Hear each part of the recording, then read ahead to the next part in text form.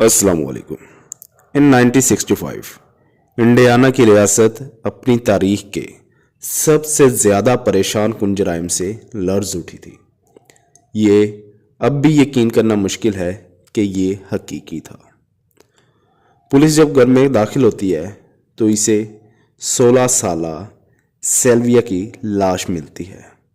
इसका जिस्म 150 से ज़्यादा जलने, कटने और ज़ख्मों से ढका हुआ था, लेकिन वहशत वहाँ नहीं रुकी। सेल्विया ग्रोड्रेट के घर में रह रही थी एक औरत जो इसकी और इसकी बहन की देखभाल के लिए रहती थी, लेकिन इसकी बजाय ग्रिडरोल ने नाकाबिले बयान जुल्म सितम का आगाज किया। सेल्विया को हर एक दिन भूखा मारा, पीटा और तशद्दुद का निशाना बनाया गया। क्यों सेल्विया और इसकी बहन को ग्रेटरोड की देखभाल में छोड़ दिया गया है, जबकि इनके वालिदैन एक कार्निवल के साथ सफ़र कर रहे थे।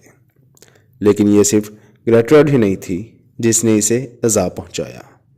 इसने अपने बच्चों को भी इस वाशियाना ज़्यादती में शामिल किया। सेल्विया को नाकाबिले तसव्वुर तशद्दुद बर्दाश्त करने के लिए मजबूर किया गया, मारा पीटा गया और जलाया गया। मदद के लिए इसकी पुकार को नज़रअंदाज कर दिया गया। इसका घर एक जिंदा डरावना ख्वाब बन गया था। जब सेल्विया मुर्दा पाई गई तो इसके जख्मों ने तवील अजियतनाक कहानी बयान की। जुल्म इतना शदीद था कि जाए वकूआ पर मौजूद पुलिस एहलकार भी लर्ज के रह गए।